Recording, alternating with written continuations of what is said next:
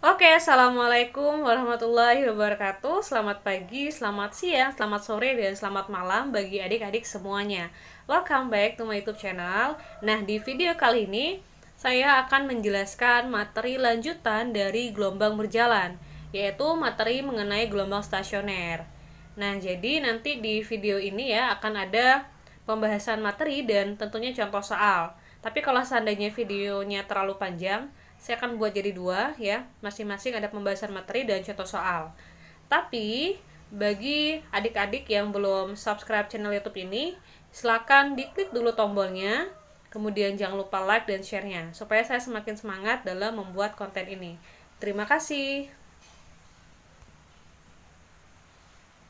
Stasioner itu adalah gelombang yang terjadi karena interferensi antara gelombang datang dan gelombang pantul. Nah, interferensi itu adalah perpaduan ya, perpaduan antara dua buah gelombang.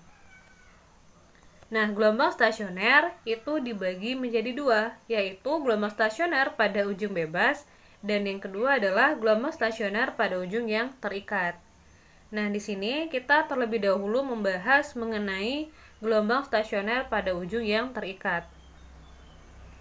Ini ada sebuah tali, anggap aja talinya nggak putus-putus ya. Kemudian pada salah satu ujungnya kita ikatkan di sebuah tiang.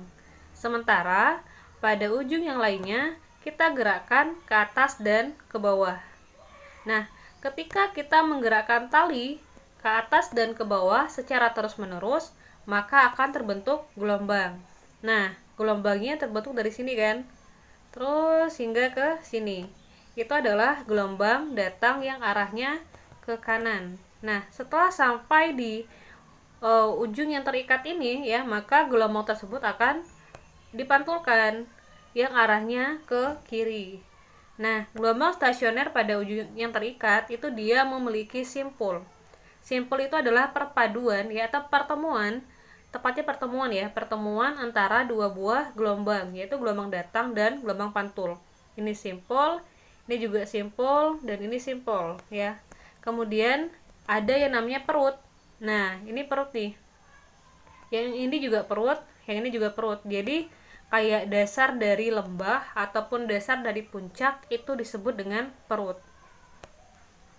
Kemudian gelombang stasioner pada ujung yang terikat memiliki persamaan simpangan, yaitu 2A sin Kx dikali cos omega T. Nah, ini kan persamaannya panjang ya, dan nanti dia itu persamaan antara ujung terikat sama ujung bebas tuh hampir mirip.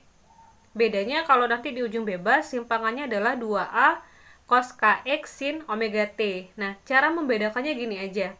Adik-adik semuanya fokus pada tulisan setelah cos. Apabila setelah cos adalah omega T, ya, ujungnya berarti kan T, ya enggak? T itu berarti terikat. Cara bedanya seperti itu ya. Kemudian, kalau nanti untuk ujung bebas kan dia 2A cos Kx sin omega T. Nah, dia itu cos Kx. Kita kalau menyebutkan X itu kan berarti E, K, S, ya enggak sih?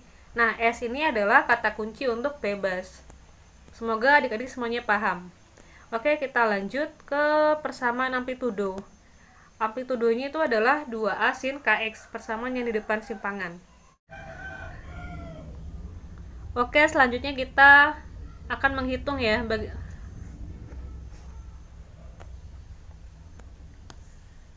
Yang selanjutnya adalah menghitung jarak simpul dan jarak perut dari ujung yang terikat. Jadi, ujung yang terikat itu adalah bagian yang ini.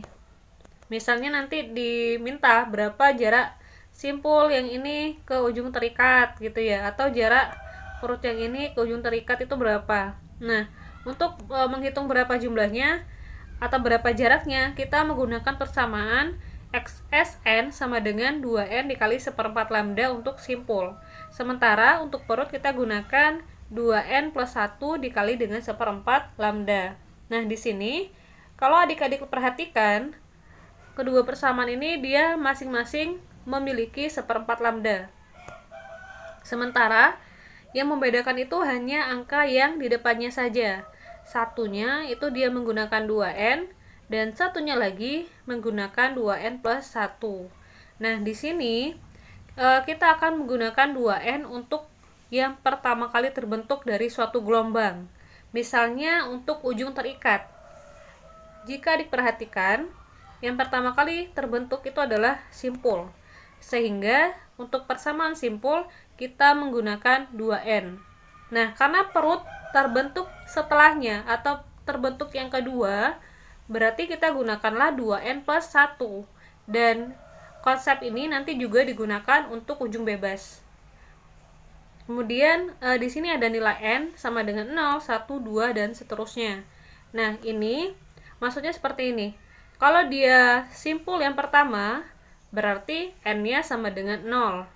Kalau simpul yang kedua, berarti N-nya 1. Simpul yang ketiga, berarti N-nya sama dengan 2. Begitu seterusnya. Begitu juga pada perut. Kalau dia perut yang pertama, berarti N-nya 0. Perut yang kedua, berarti N-nya 1. Perut yang ketiga, berarti N-nya 2. Oke, kita lanjut ke gelombang stasioner pada ujung yang bebas. Maksudnya di sini dia ujung yang sebelah sini yang diikatkan di tiang itu dia bisa bergerak baik ke atas maupun ke bawah.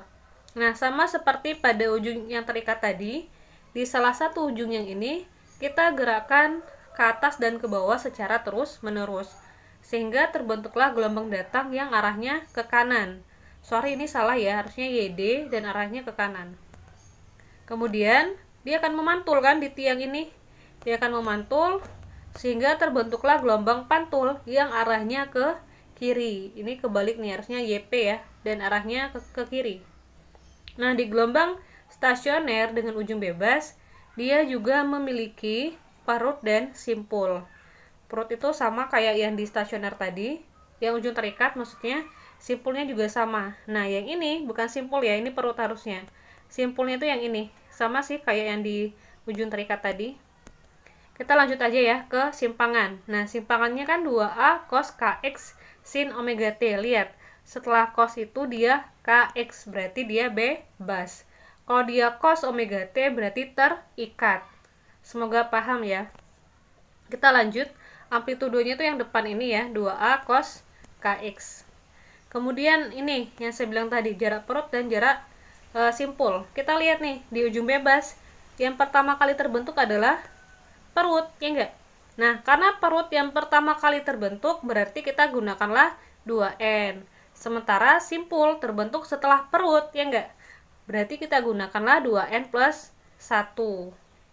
Nah, video kali ini cukup sampai di sini. Semoga adik-adik semuanya paham. Kita akan lanjut contoh soal di video selanjutnya. Terima kasih.